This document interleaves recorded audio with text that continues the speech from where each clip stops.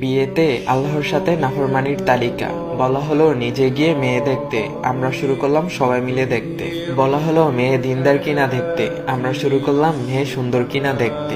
বলা হলো ছেলেকে দিনকে প্রাধান্য দিতে, আমরা শুরু করলাম ছেলের টাকা পয়সাকে প্রাধান্য দিতে। বলা হলো নিজের পছন্দ মতো মেয়েকে বিয়ে করতে, আর আমরা শুরু করলাম মানুষের মন রক্ষা করতে। বলা হলো মেয়েদের মতামত নিয়ে বিয়ে দিতে, আর আমরা শুরু করলাম নিজের ইচ্ছেতে বাধ্য করে বিয়ে দিতে। বলা হলো কম খরচে বিয়ে করতে, আর আমরা শুরু করলাম আনুষ্ঠানিকতার নামে টাকা অপচয় করতে। বলা হলো মসজিদে বিয়ে করতে, আর আমরা শুরু করলাম কমিউনিটি সেন্টারে শুটিং করে বিয়ে করতে।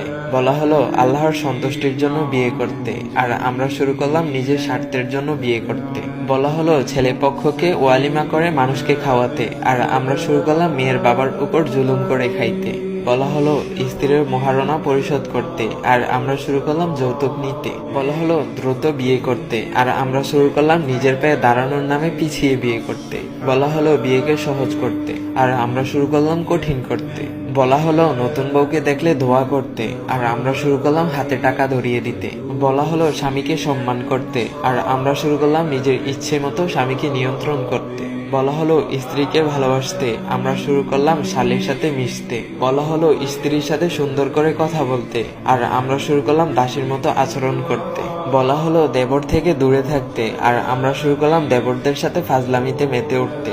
বলা হলো স্বামীর জন্য সাজতে, আর আমরা শুরু করলাম রাস্তার ছেলেদেরকে দেখানোর জন্য সাজতে। বলা হলো নিজের স্ত্রীকে পর্দায় রাখতে, আর আমরা শুরু করলাম তাকে নিয়ে বাজারে বেড়াতে। এই হলো বর্তমান চিত্র। আশা করি ভিডিওটি আপনার কয়েকজন